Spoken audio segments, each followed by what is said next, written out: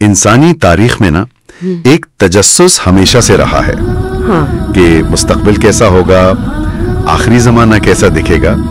ये एक ऐसा सवाल है जो मुख्तलिफ सकाफतों और मज़ाहिब में बार बार पूछा जाता है। बिल्कुल, और ये सिर्फ तजस्सुस नहीं है, ये अक्सर मौशरती तब्दीली के, आप कह सकती हैं कि गहरे खौफ और उम्मीदों की अक्कासी भी करता है। सही, कि हम कहाँ खड़े हैं और कहाँ जा रहे हैं। जी, तो आज हम इसी मौजू पर थोड़ी गहरी नजर डालेंगे। हमारे पास कुछ अहादीस हैं जो इस्लामी फिक्र में बहुत बुनियादी हैसियत रखती हैं, और ये मुस्तनद किताबों से ली गई हैं, जैसे सही बुखारी और तिरमिज़ी वगैरह। जी बिल्कुल। तो हमारा मकसद यहाँ इनकी कोई लफ्जी तशरीह करना नहीं है, बल्कि इनमें जो छुपा हुआ समाजी और अखलाकी तबसरा है उसे समझना है। बिल्कुल, ये तहरीरें दरअसल इक़दार में तब्दीली की कहानी सुनाती हैं। तो आइए जरा गहराई में उतर कर देखते हैं कि इन रिवायात का असल मतलब क्या है। ठीक है, तो आइए पहली निशानी से शुरू करते हैं जो इल्म के बारे में है। जी, और ये पहली ही निशानी एक बहुत बड़े मतलब तजाद के साथ हमारे सामने आती है। अच्छा? सही बुखारी की एक हदीस में फरमाया गया कि क़यामत के करीब इल्म उठा लिया जाएगा, जहालत फैल जाएगी। अब आज की दुनिया में यह बात बहुत अजीब लगती है। हम तो मालूमात के दौर में जी रहे हैं, इंफॉर्मेशन एज में। सही, हर चीज हमारी उंगलियों के एक क्लिक पर मौजूद है। तो फिर यहाँ किस किस्म के इल्म के उठाए जाने का जिक्र हो रहा है? आपने बिल्कुल सही नुक्ता उठाया है। यही इस रिवायत का मरकजी ख्याल है।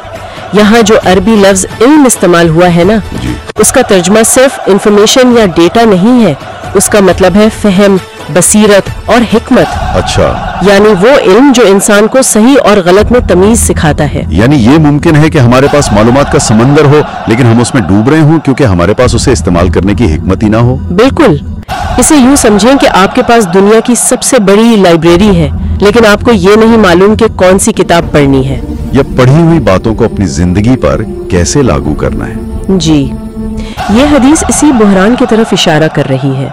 इल्म का उठाया जाना किताबों का गायब हो जाना नहीं है, बल्कि उन उलमा और दानिश्वरों का उठाया जाना है जो इस इल्म को समझा सकते हैं, जो उसे सियाको सबाक के साथ समझा सकते हैं और लोगों की रहनुमाई कर सकते हैं। जब ऐसे लोग नहीं रहेंगे तो पीछे सिर्फ बेतरतीब मालूमात रह जाएगी, और जहालत चाहे हमारे फोन डेटा से भरे क्यों ना हो। बिल्कुल, ये तो एक बहुत गहरी बात है।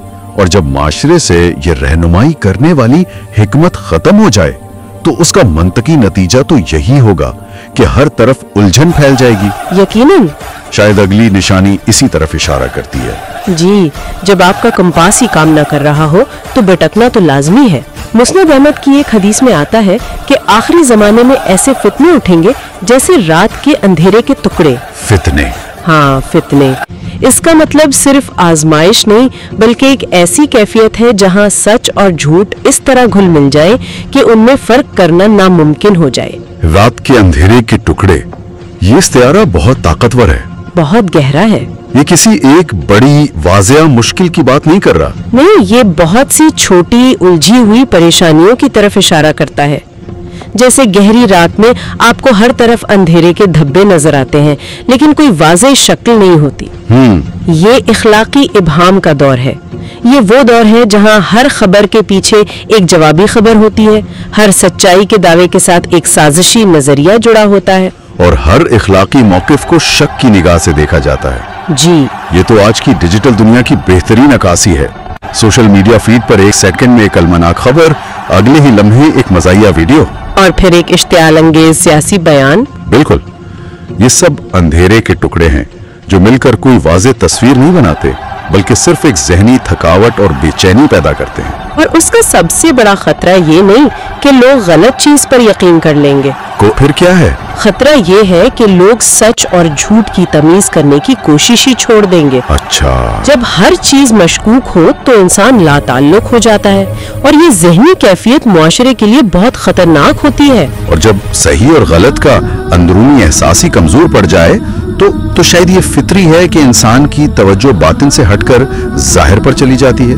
बिल्कुल, जो चीजें नजर आती हैं, जिन्हें दिखाया जा सकता है, उनकी अहमियत बढ़ जाती है। मुझे लगता है हमारी अगली निशानी इसी नफ्सियात से जुड़ी हुई है। آپ نے صحیح پکڑا.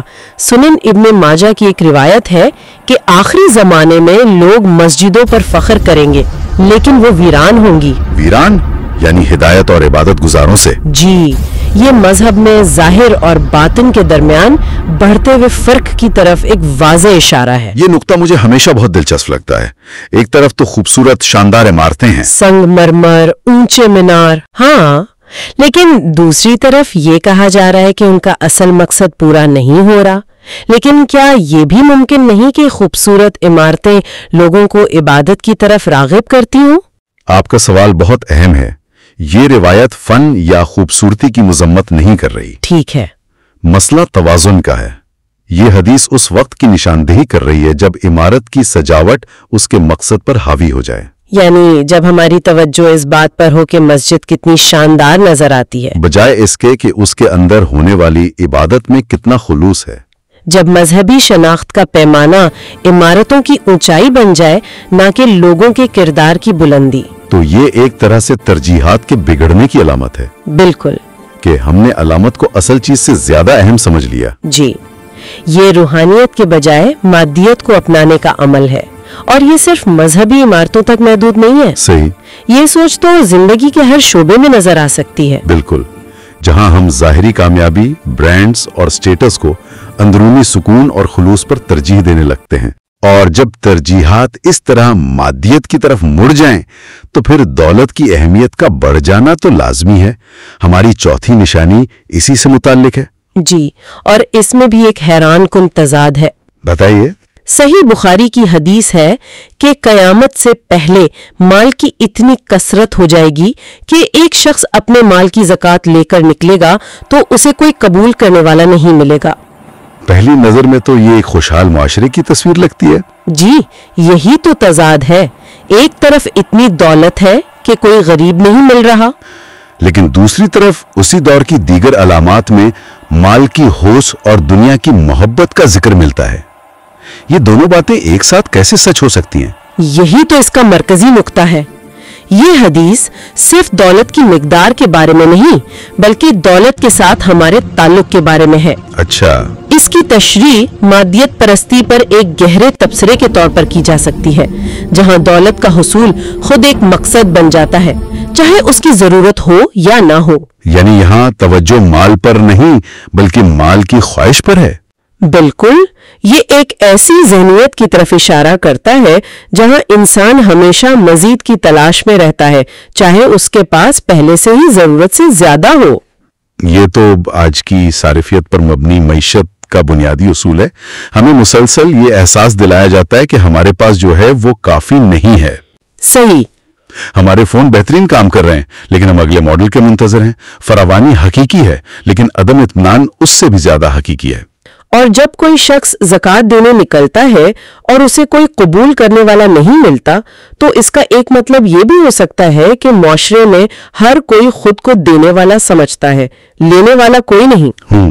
ہر کوئی اپنی دولت میں اتنا مگن ہے کہ اسے کسی اور سے کچھ لینے میں اپنی توہین محسوس ہوتی ہے. یہ دولت کے ساتھ آنے والے تکبر کی بھی علامت ہو سکتی ہے. تو یہ ساری چیزیں مل کر ایک تصویر بناتی ہیں. حکمت کی جگہ معلومات نے لے لی، جس سے اخلاقی ابہام پیدا ہوا، اور اس ابہام سے بچنے کے لیے لوگوں نے ظاہری چیزوں پر توجہ مرکوز کر دی، چاہے وہ مذہب ہو یا دولت. تجربہ ہے جس سے تقریباً ہر کوئی متفق ہوگا. جامع ترمذی کی حدیث ہے کہ قیامت کے قریب زمانہ سکڑ جائے گا. سال مہینے کے برابر، مہینہ ہفتے کے برابر، ہفتہ دن کے برابر، اور دن ایسے گزرے گا جیسے آگ کا شعلہ بھڑک کر بجھ جاتا ہے. یہ حیران کن طور پر آج کے دور سے مطابقت رکھتا ہے.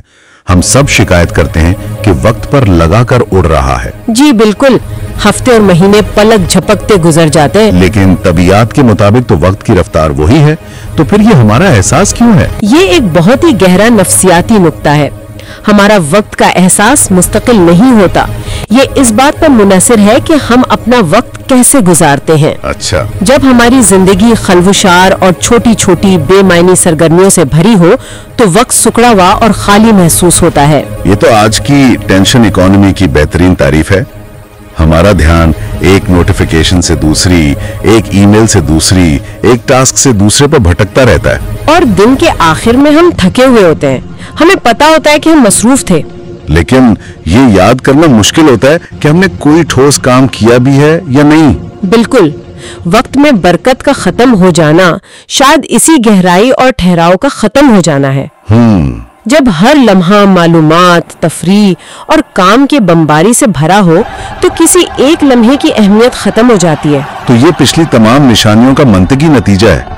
حکمت کی کمی ہمیں خلفشار میں پناہ لینے پر مجبور کرتی ہے اور مادیت کی دوڑ ہمیں کبھی رکنے کا موقع نہیں دیتی۔ جی، اور نتیجہ ایک ایسی زندگی ہے جو تیز رفتاری سے گزر رہی ہے لیکن شاید کہیں پہنچ نہیں رہی۔ تو اگر ہم ان تمام نکات کو جوڑ کر دیکھیں تو ایک واضح تصویر ابھرتی ہے۔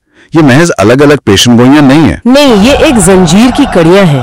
حکمت کے زوال سے اخلاقی الجھن جو معاشرے کو باطن سے ظاہر کی طرف دھکیلتی ہے، اور اس ظاہری پن کا نتیجہ مادیت پرستی اور ایک بے چین دوڑ کی صورت میں نکلتا ہے۔ اور اس پوری بھاگ دوڑ کا آخری نتیجہ یہ ہے کہ ہماری زندگی اور وقت اپنی معنویت کھو دیتے ہیں۔ جی بالکل، مجموعی طور پر یہ تحریریں اقدار اور ترجیحات میں ایک بنیادی تبدیلی کو بیان کرتی ہیں، باطنی سے ظاہری کی طرف، حکمت سے معلومات کی طرف اور اطمینان سے خلفشار کی طرف ایک سفر۔ یہ ایک ایسی دنیا کی عکاسی کرتی ہیں جو شاید ٹیکنالوجیکل اور مادی طور پر بہت ترقی یافتہ ہو لیکن روحانی اور اخلاقی طور پر زوال کا شکار ہو۔ تو ہم نے مستقبل کے بارے میں ان تفصیلات کو دیکھا۔ یہ سب جاننے کے بعد ہمارے سننے والوں کے لیے ایک سوال ذہن میں آتا ہے جس پر غور کیا جا سکتا ہے۔ ضرور۔ ان تحریروں میں ایک ایسی دنیا کی تصویر کشی کی گئی ہے جہاں ظاہری چیزیں جیسے سجی ہوئی مسجدیں اور بے تحاشا دولت تو بہت ہیں، لیکن باطنی جوہر جیسے علم، خلوص اور وقت میں برکت کی کمی ہے۔ بالکل۔ تو آج ہماری اپنی زندگیوں میں اور ہمارے ارد گرد کی دنیا میں ظاہری اور باطنی چیزوں کے درمیان یہ توازن کیسا نظر آتا ہے؟